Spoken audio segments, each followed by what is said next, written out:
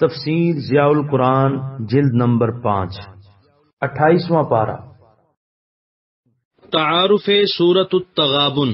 بسم اللہ الرحمن الرحیم۔ نام، اس سورت کی آیت نمبر 9 میں التغابن کا کلمہ ہے، یہی اس کا نام تجویز کیا گیا۔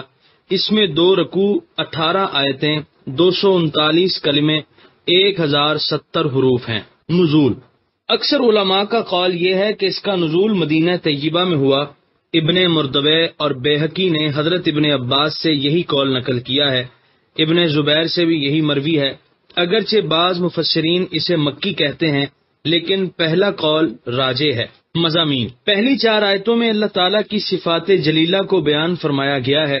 ان صفات کا جو تعلق کائنات کی تخلیق، خصوصاً انسان کی تخلیق سے ہے، اسے ساتھ ساتھ واضح کر دیا گیا ہے۔ بتایا کہ آسمانوں اور زمین کی ہر چیز اس کی پاکی بیان کر رہی ہے، بلندیوں اور پستیوں میں اسی کی حکمرانی ہے، ہر قسم کی تعریف کا وہی حقدار ہے جو ہر چیز پر قادر ہے۔ انسان کو بھی اسی نے پیدا کیا۔ بعض خوش نصیب وہ ہیں جنہوں نے اپنے خالق کو پہچانا اور اس کی وحدانیت پر ایمان لے آئے ہیں اور اس کے انعامات پر اس کا شکر ادا کرتے ہیں، اور بعض ایسے بد نصیب ہیں جو اس سعادت سے محروم رہے۔ اللہ تعالیٰ کی ہمدانی کا یہ حال ہے کہ کوئی چیز اس سے مخفی نہیں۔ حمد الہی کے بعد گزشتہ زمانوں کے کفار کا حال بیان کیا کہ انہوں نے اپنے رب کا انکار کیا اور اس کے بھیجے ہوئے رسولوں کی تکذیب کی، جس کا نتیجہ یہ ہوا کہ وہ ہلاک کر دیے گئے۔ اے لوگو، تم ان سے عبرت پکڑو اور ایسی راہ اختیار نہ کرو جس کا انجام تباہی ہو۔ آیت نمبر 14 اور 15 میں اہل ایمان کو ایک اہم خطرے سے متنبہ کر دیا تاکہ وہ اس سے بچتے رہیں۔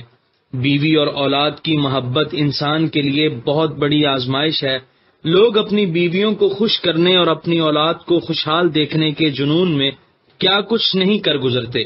ہر شخص یہ سمجھ لے کہ اس کی حسین و جمیل بیوی، جس کی ایک ادا پر وہ سب کچھ قربان کرنے کے لیے تیار ہے، اس کی پیاری اولاد جس کو خوش و خرم دیکھنے کا وہ از حد متمنی ہے، اگر اس نے فرزند و زن کے لیے اپنے پروردگار کی نافرمانی کی تو اس کی عاقبت برباد ہو جائے گی۔